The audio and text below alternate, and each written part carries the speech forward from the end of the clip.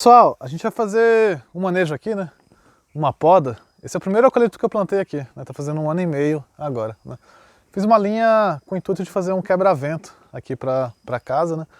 E aí plantei eucalipto, plantei pêssego, plantei erva mate, abacate, sassafrás, canela sassafrás aqui na linha, né?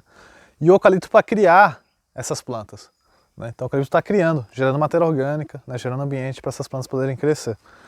E gera muita matéria orgânica, né? E agora a gente vai fazer a poda de destopa, né? A gente corta a cabeça dele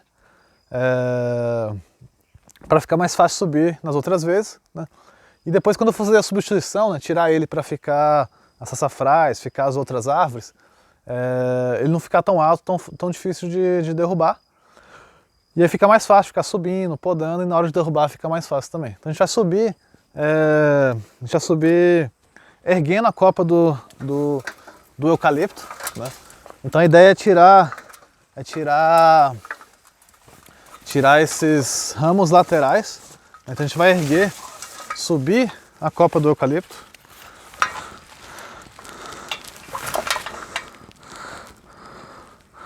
Tá, ô Mari. Então aqui a gente está subindo a copa, né? Simplesmente com uma ferramenta adequada, uma tesoura de poda. São galhos finos, então eu faço na tesoura de poda. Galhos mais grossos, faço um serrote de poda.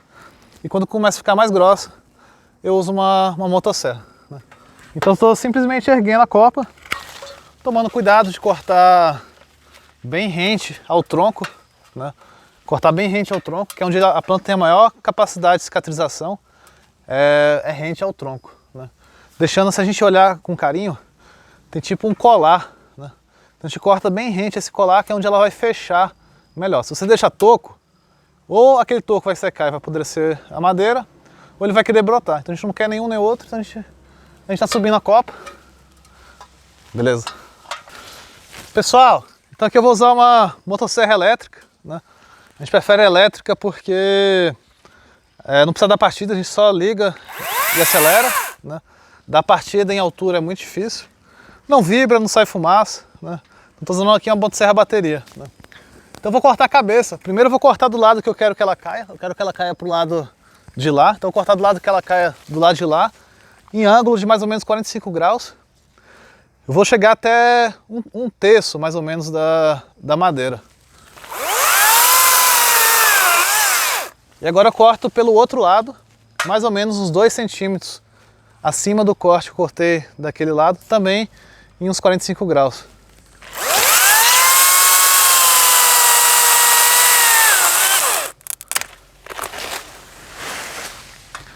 Então ela cai para o lado que a gente fez o primeiro corte, porque ela tinha inclinação para lá e pelo corte que a gente fez, né? Agora aqui a gente vai...